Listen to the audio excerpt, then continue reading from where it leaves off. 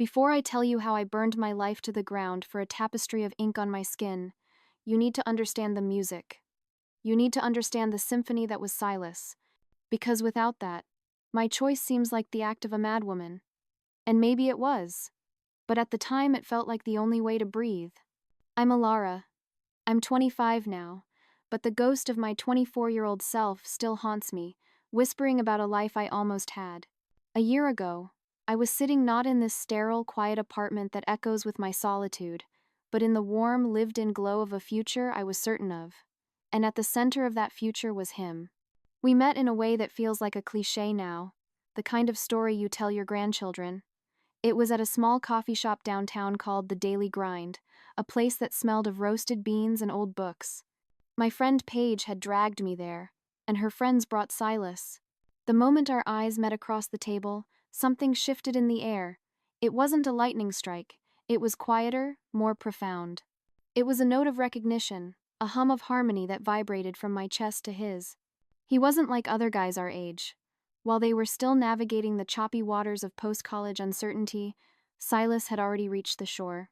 He had a solid job in cybersecurity, his own apartment that was tastefully decorated, and not with milk crates and traffic cones, and an unnerving ability to hold a real conversation. He'd ask a question and actually listen to the answer, his dark eyes focused and thoughtful.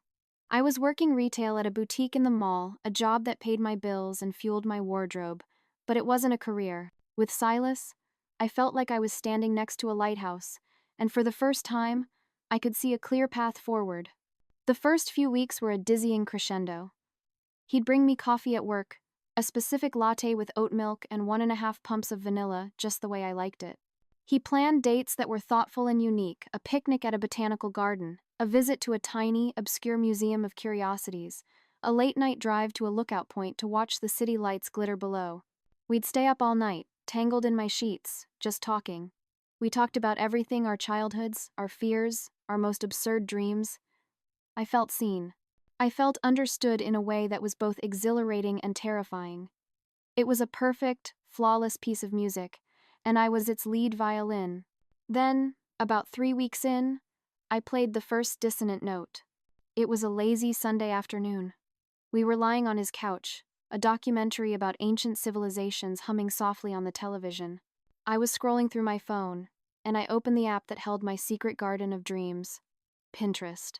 For years, since I was 16, I had been curating a board of tattoo designs. It was more than just a whim. It was a part of the identity I envisioned for myself. "Look," I said, turning the phone to him, my voice bright with an excitement I expected him to share. "I've been saving up. I think I'm finally going to get my first one soon." I showed him the images. They weren't trashy skulls or cliché tribal bands. They were art. Delicate cherry blossoms weaving up a forearm, a constellation of our zodiac signs on a shoulder blade, a line of poetry from E.E. Cummings tucked neatly along the ribcage. My ultimate dream was a full sleeve, a flowing masterpiece of botanicals and geometric patterns that would tell the story of who I was. I watched his face as he looked. I expected curiosity, maybe even admiration. Instead, something shuddered behind his eyes. The warmth that was always there, that soft light that made me feel so safe, flickered and went out. His jaw tightened almost imperceptibly. "Tattoos," he said, the word flat and heavy. He handed the phone back to me as if it were contaminated. "Yeah," I said, my excitement faltering. "Aren't they beautiful?" He sat up, turning to face me fully. The look he gave me was one of such profound seriousness that a cold dread began to creep up my spine. "Alara, I need to be completely honest with you. Tattoos are a deal-breaker for me." I blinked. What?"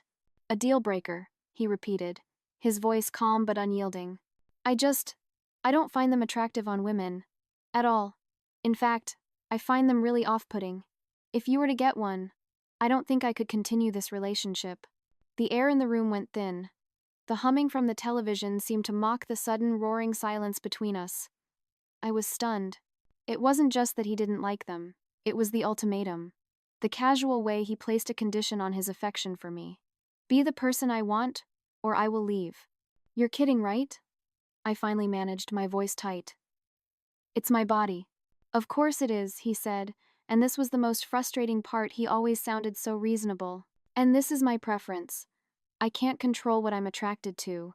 Would you rather I lie to you and pretend to like it? We had our first real fight then. I didn't yell. I froze. I built a wall of ice around myself and gave him the silent treatment for 3 days. I felt controlled, infantilized. How could he presume to have a vote on what I did with my own skin? We weren't even officially a couple yet, but he was persistent.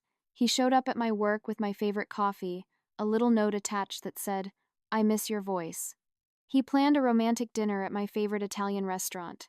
He was so sweet, so apologetic for the way he'd said it, but not for the sentiment itself. And I, so terrified of losing the beautiful music we had, caved. "I understand," I told him one evening, my words feeling like a surrender. "What we have is more important." At the time, I truly believed it. I was falling so deeply in love with him, and the idea of losing him over something I hadn't even done yet seemed foolish. I told myself I was being mature, that I was compromising for the sake of love, but as I buried that dream, I didn't realize I was planting a seed of resentment that would one day grow to choke us both. On the surface, everything returned to perfect harmony. In fact, it got better. We fell into a comfortable rhythm, spending most nights at each other's places. I left a toothbrush and my favorite skincare products in his bathroom. He had a drawer cleared out for me in his dresser. I started fantasizing about the bigger steps moving in together, getting a dog, the shimmer of an engagement ring. When I was with him, he made me feel like the only woman in the world, a precious thing to be cherished and protected. And I loved it. I soaked in that feeling like a flower in the sun. But a part of me was always in the shade. My best friend Paige was the voice of that shaded part. "You're crazy, Alara," she'd say over brunch, shaking her head. "You're giving up something you've wanted forever for a guy you've known for a few months. You don't understand how perfect we are together," I'd argue, defending not just him but my own choice. It's a small thing to give up for a lifetime of happiness. But it didn't feel like a small thing. It felt like a limb. I started noticing things I had previously ignored. When we were out, Silas would make subtle, cutting remarks about women with tattoos. We'd walk past a girl with an intricate design on her calf, and he'd lean in and whisper, "See? It just makes her look cheap." He never said it with malice, but with a kind of detached certainty, as if it were an undisputed fact of the universe. Each comment was a small paper cut on my soul. I pushed the feelings down, telling myself I was being sensitive, that he was entitled to his opinion. I was compromising. This was what grown-up love looked like. But deep down, a dark resentment began to fester. It felt like he thought he owned me, that his preferences automatically superseded my own desires, simply because he had chosen me. I loved him. I wanted our relationship to work, so I buried that feeling under layers of feigned contentment. Meanwhile, Paige was a walking, breathing reminder of the dream I'd abandoned. She was in the process of getting a magnificent sleeve done on her left arm, a swirling cascade of peonies and mandalas. Every few weeks, she'd have a new section colored in, and she'd show it to me with unadulterated joy. I would look at the vibrant art on her skin and feel a sharp, painful pang of jealousy. It was a physical ache in my chest. Here she was, becoming more herself with every session, while I felt like I was erasing a part of myself to fit into Silas's perfect picture. About 6 months into our relationship, I started to test the boundaries, like a prisoner gently rattling the bars of her cage. I dyed my hair, starting with subtle blonde highlights. Silas barely commented, so I went bolder, a deep burgundy that shimmered in the light. "It's vibrant," he'd said, his smile not quite reaching his eyes. "I liked your natural brown, but it looks good." It wasn't a prohibition, but it wasn't an endorsement either. Still, I counted it as a win. He wasn't stopping me. I also gained some weight. We were in that comfortable phase of dating, filled with cozy nights in and decadent dinners out. I put on about 10 pounds, my curves softening. If anything, he seemed to like it more, his hands tracing the fuller line of my hips with appreciation. This reassured me. Maybe he wasn't controlling. Maybe it was just the tattoo thing. But the tattoo thing was an itch I couldn't scratch. It was a constant, low-grade hum of discontent beneath the surface of our happy life. I started following more tattoo artists on Instagram, my saved folder overflowing with designs I knew I'd never get. I'd fantasize about the feeling of the needle, the satisfaction of seeing my inner world made visible on my skin. The resentment was no longer a seed, it was a thorny vine wrapping itself around my heart. I felt like I was constantly changing and shrinking myself for him, while he remained exactly the same, solid and unmoving. Around the 8-month mark, I decided to try again. I approached it more strategically this time. I showed him some fine art tattoos on an art blog pieces that were more like watercolor paintings than traditional ink. I tried to explain the philosophy behind it, framing it as self-expression, as personal growth, as a way to commemorate life's milestones.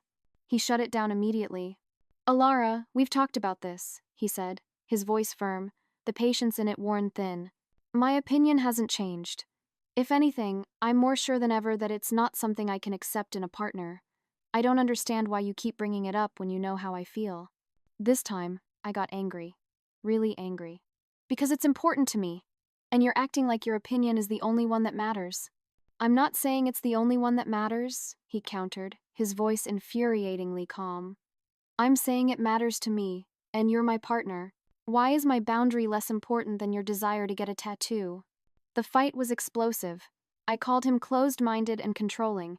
He accused me of not respecting him. We didn't speak for 2 whole days, the longest we'd ever gone. The silence in my apartment was deafening. When we finally made up, it was passionate and desperate, as if we were both trying to physically erase the chasm that had opened between us. But something had shifted for me permanently after that fight. I started noticing all the little ways he tried to shape me. The subtle comments about my clothes. "That dress is a little short, don't you think?" My friends. "Paige is a bit of a bad influence, isn't she?" Even the shows I watched. Another one of those trashy reality shows. None of it was a command, but it was all connected, a pattern of him believing he knew what was best for me. The worst part was how reasonable he always sounded. "I'm just being honest about what I find attractive. I just want what's best for you." His words twisted my frustration, making me feel like I was the unreasonable one for wanting to be myself.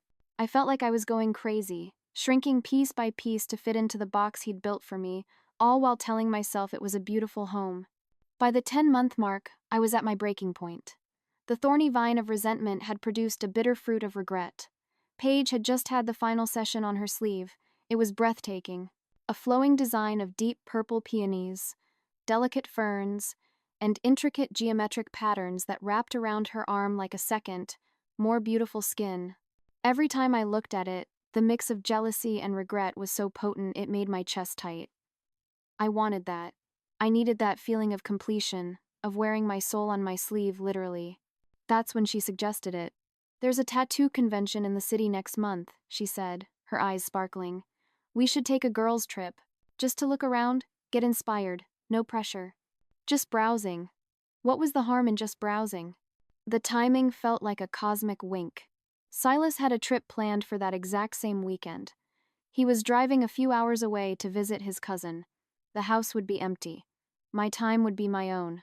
The idea took root in my mind and began to grow with a wild, uncontrollable energy. That trip changed everything.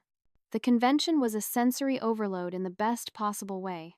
The air buzzed with the constant, rhythmic hum of tattoo machines, a sound I found strangely meditative. The walls were covered in flash art, a kaleidoscope of styles and colors. It was a celebration of everything I'd been forced to suppress: individuality, artistry, and the radical act of claiming one's own body. I felt like I had come home. We wandered through the aisles, and that's when I saw his booth. His name was Zane. His portfolio was filled with exactly the style I had dreamed of for years: ethereal, botanical designs mixed with crisp, geometric lines. It was delicate but powerful, feminine but fierce. It was me. We started talking, and he was as charming as his art. He was friendly, a little flirty, and he spoke about his work with a passion that was infectious. He looked at the empty canvas of my arm, and his eyes lit up. "I can see it already," he said. "A cascade of cherry blossoms and magnolias, wrapping all the way up to your shoulder." He had an unexpected cancellation for the next day. A full-day slot had opened up. "It's convention pricing," he said with a grin. "A huge discount. It feels like fate, doesn't it?" Paige grabbed my arm, her excitement palpable. "This is it, Alara. This is the universe giving you a sign. You will regret it forever if you don't do this." And in that moment, she was right. I thought of Silas. I thought of his calm, reasonable voice telling me what he would and would not accept. I thought of all the times I had bitten my tongue, all the pieces of myself I had sanded down to keep him happy. And I was so tired. I was tired of living my life according to someone else's arbitrary rules. This wasn't about him anymore. This was about me. "Let's do it," I said, the words tasting of freedom and rebellion. The entire next day was a blur of pain and euphoria. I spent 8 hours in Zane's chair, the needle dancing across my skin. It hurt, a sharp, searing pain, but with every line he drew, I felt like he was carving away the costume I had been wearing. I was emerging raw and real and finally myself. When he finished the outline and the first shading session, I looked in the mirror. It was more incredible than I had ever imagined. The lines were perfect, the design flowing organically with the curve of my arm. It was bold and beautiful and unequivocally mine.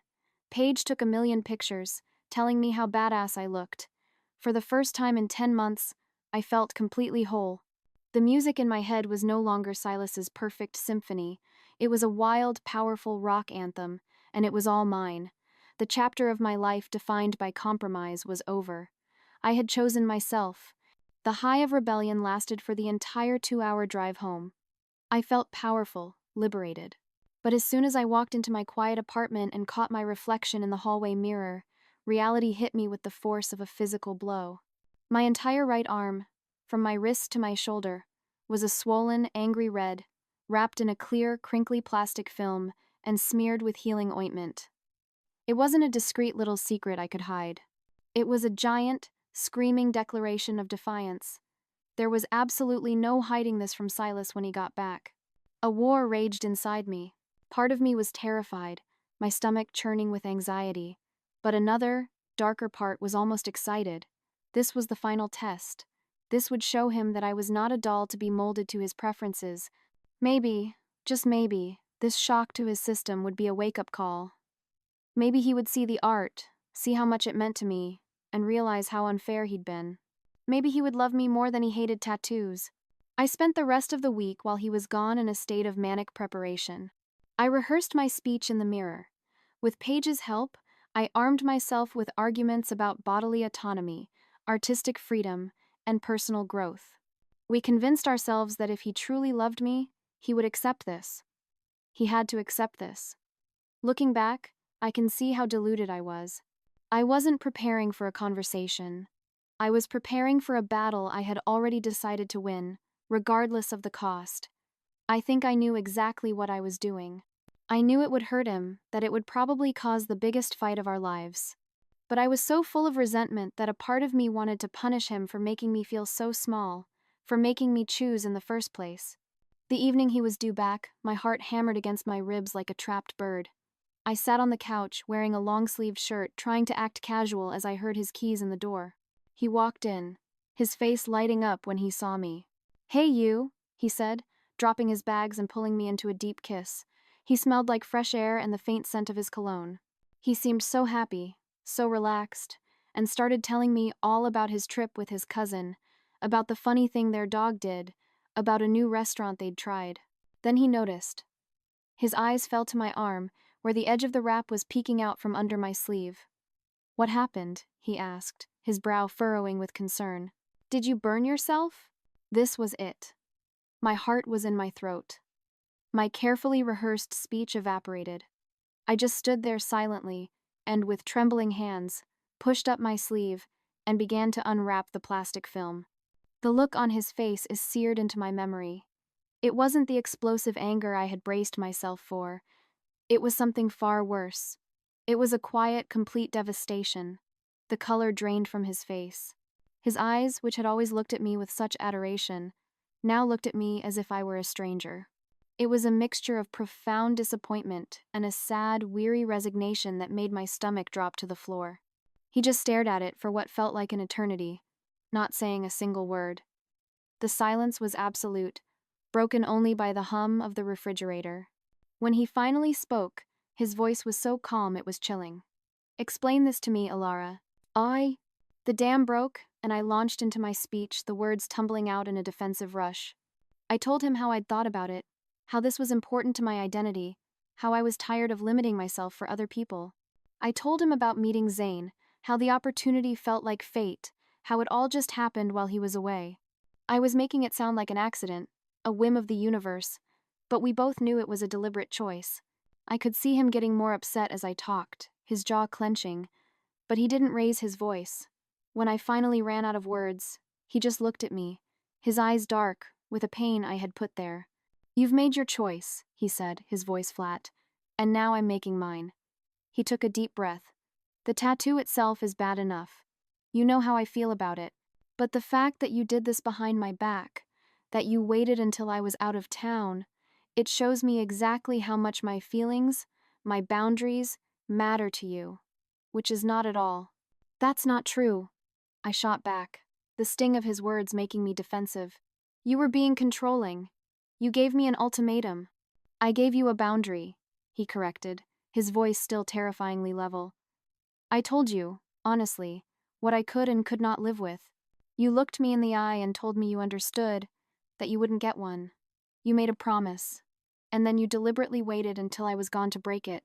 That isn't about a tattoo, Alara. That's about a complete lack of respect. It's about trust." When he put it like that, it sounded so much worse, but I was in too deep to back down. "I changed my mind. I have a right to change my mind. People grow and evolve in relationships. You're supposed to support my personal growth." End of. He just shook his head slowly, a look of finality in his eyes. This wasn't growth. This was deceit.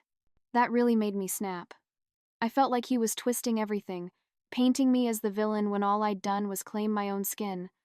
The fight escalated from there, devolving into shouting and accusations. I screamed things I didn't mean, and he said things I'll never forget. Finally, choked with rage and tears, I screamed at him to get out. I locked myself in the bathroom, slumping against the door as I heard him moving around the apartment. I heard his muted voice on the phone, probably making plans to stay with his cousin. When I finally emerged, an hour later, he was gone. His drawer in my dresser was empty, his toothbrush was gone from the holder next to mine. And in the silence, my first feeling wasn't regret. It was relief. A toxic, triumphant relief. Finally, I was free. I called Paige, and she came over with wine, telling me I'd done the right thing, that any man who would leave over a tattoo wasn't worth keeping. We toasted to my freedom and my badass new art. But even as I clinked my glass against hers, a cold, nagging feeling coiled in my gut. It felt like I had won the battle, but in doing so, I had just lost the entire war. The first week of silence felt like a victory. The second week felt like a standoff. By the third week, it was a panic attack. The radio silence from Silas was absolute. I kept checking my phone, expecting a text, a call, anything. But there was nothing. My tattoo was healing beautifully, the colors settling into my skin, but the satisfaction I'd felt was fading fast, replaced by a gnawing emptiness. I became a ghost haunting his digital life. I checked his social media obsessively, analyzing every post, every tag, every new follower. He was quiet, posting only a few things related to his work. Meanwhile, I was doing the opposite. I posted picture after picture of my new ink from artistic angles, hoping he'd see them and be struck by a thunderbolt of regret, realizing how amazing it looked and what a fool he'd been. Paige kept telling me to move on. "There are plenty of guys out there who will love your tattoo, Alara." He wasn't the one, but her words felt hollow. I couldn't stop thinking about all the good times, the inside jokes, the way he'd pull me closer in his sleep, the feeling of utter safety I had only ever felt with him. Finally, after a month of agonizing silence, I broke. I called him. The conversation was so awkward and excruciating I wanted to crawl out of my own skin. I tried to sound casual, breezy. "Hey, so this whole drama has gone on long enough. When are you moving your stuff back in?" There was a pause on the other end of the line. Then his voice, cool and distant. "Alara, we're broken up. It's permanent. I'm not moving back in." I couldn't process the words. What? It was just a fight. A bad one, I admit, but couples work through disagreements all the time. "This is just a bump in the road." "It wasn't a bump in the road," he said, and I could hear the tired finality in his voice. "It was the end of the road. It's not about the tattoo anymore. It's about trust. You deliberately deceived me. I can't build a future with someone I can't trust. I got so frustrated, my voice rising. You're making it sound like I cheated on you. It was just a tattoo, for crying out loud. I tried a different tactic, my voice softening, pleading. I know you're just being proud. You're too proud to admit you overreacted. We can just call it even and move past this. There's nothing to move past, he said, his voice firm but not unkind. It's over, Alara. You need to accept that and move on. After he hung up, I was consumed by a toxic cocktail of anger and hurt. I did something I'm deeply ashamed of now. Thinking maybe he just needed a reminder of what he was losing, I sent him a few provocative photos of myself. The response was swift and brutal. A single text message, "Delete my number and leave me alone." That's when I truly started spiraling. On social media, I could see his life moving forward, while mine had ground to a screeching halt. He was posting pictures with friends, going to concerts, smiling. He looked fine. Better than fine. He looked happy. It was as if our entire relationship had been a footnote he'd already forgotten. I convinced myself that if I could just talk to him face to face, I could make him understand. So I started showing up places I knew he'd be. The gym we used to go to together. The coffee shop where we first met. I even ran into him a few times in his work parking lot as he was leaving for the day. Each time, the look on his face wasn't the happy surprise I'd fantasized about.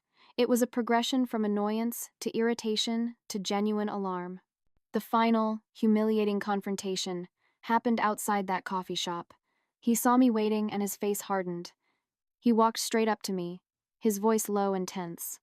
"Alara, this has to stop. You're following me. This is not okay. If you don't stop, I will have to get a restraining order." The threat should have been a cold splash of water to the face. It should have scared me into backing off. Instead, it just fueled my desperate, irrational conviction that what we had was too special to throw away. He wouldn't be this upset if he didn't still have feelings for me, right? My logic was warped by grief.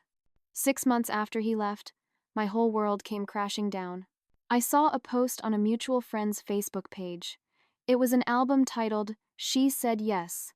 My heart stopped. I clicked on it, my hands shaking. There he was, on one knee, on a beautiful windswept beach, proposing to a woman I had never seen before. A woman named Nora. I spent the next 2 hours in a self-destructive trance, clicking through every photo of her I could find. She was everything I wasn't. A natural, girl-next-door beauty with long, flowing brown hair, a kind smile, and not a single visible tattoo. She worked at an animal clinic. The engagement photos were sickeningly perfect, filled with genuine, unadulterated joy. What destroyed me was reading the comments from our mutual friends. "So perfect together. Finally. We are so happy for you both." Then I found out, through Paige who had heard it from a friend of a friend, the final, devastating truth. Nora was his cousin's veterinarian. They had met during that trip. He took the trip I used as a cover to get my tattoo. He hadn't cheated. He hadn't done anything wrong. But they had connected instantly. And after we broke up, he started talking to her. She was everything he'd been looking for. Someone who shared his values. Someone who respected his boundaries instead of treating them like a challenge to be conquered. She was the calm, easy harmony to my chaotic, dissonant anthem. The universe wasn't finished with its cruel lessons. A few weeks after the engagement announcement, I went back to Zane to get the second part of my sleeve finished. I suppose, on some level, I was trying to recommit to the choice I had made, to prove to myself that it was worth it. But Zane was different this time. The friendly, flirty artist was gone, replaced by a cool, distant professional. The easy banter was gone. When I asked him about the change in attitude, he sighed and put down his tattoo machine. "Look," he said, looking me straight in the eye. "Your ex, Silas, came by the shop a few weeks after you guys broke up." My stomach dropped. "He what?" "He wasn't aggressive or anything," Zane clarified. "In fact, he was incredibly respectful. He said he just wanted to understand. He told me the whole situation, how he'd told you it was a dealbreaker, how you'd gone behind his back. He even thanked me for the good work on you, but said he was just heartbroken that you'd lied to him." Zane looked away, a flicker of guilt on his face. "Honestly, He seemed like a really good guy. I felt bad about being part of breaking you guys up. The words were a knife in my gut, twisting the narrative I had clung to for months that Silas was the controlling villain. But the final blow, the one that shattered the last remnants of my self-delusion, came from the most unexpected place. I was in the grocery store, in the cereal aisle, when I ran into Silas's cousin. We had always gotten along well, but now she looked at me as if I were something she'd scraped off her shoe. I tried to make small talk, my voice unnaturally high. "Hey, how are you? I saw the amazing news about Silas and Nora." She could barely look at me. Her expression was one of cold pity. "He's happy," she said flatly. "Really happy. It's nice to see him with someone who actually respects him for who he island." She paused, then delivered the killing blow, her voice dripping with disdain. "You know, Nora was hesitant to date him at first. She'd heard all about his crazy ex-girlfriend who stalked him after their breakup. Crazy ex-girlfriend. That's when I finally understood. My reputation in our entire social circle was completely, irrevocably destroyed. I hadn't been seen as an independent woman standing up for her bodily autonomy. I was seen as the unstable girl who threw away a good man and then couldn't handle the consequences like an adult. Even Paige started to distance herself from me after hearing all the gossip. My rebellion hadn't made me a hero, it had made me a pariah. My dating life became a nightmare. The story was out there. The few dates I managed to get would inevitably ask about my impressive sleeve. And when I'd tell the story, framing it as a tale of self-empowerment, I'd see a look cross their faces, a look of caution, a look that wondered what other boundaries I might gleefully cross if we got serious. So now, I'm sitting here, almost a year later. My sleeve is finished, and it is beautiful. I genuinely love it. It is a part of me. But it is also a permanent, daily reminder of everything I lost. He's married now. He and Nora bought a house in the suburbs. I hear through the grapevine they're already talking about starting a family. Meanwhile, I am completely alone, with a reputation I can't repair, and the slowly dawning, soul-crushing realization that I destroyed the best relationship I ever had because I couldn't handle being told no. But here's the thing, and this is the part I need someone to understand. I still don't think I was entirely wrong. It was my body. It was my choice to make. I just wish the consequences hadn't been so permanent, so life-altering. Sometimes I lie awake at night and play it all back, wondering if there was another way. A way where I could have had both the man and the tattoo. A way where I talked to him honestly, where I was willing to walk away respectfully if our values didn't align, instead of choosing the path of deceit. But then I remember how suffocated I felt, how small he made me feel with his calm, unyielding preferences. And I know I had to stand up for myself somehow. I just never, in my wildest nightmares, imagined that standing up for myself would mean knocking over everything in my life that actually mattered.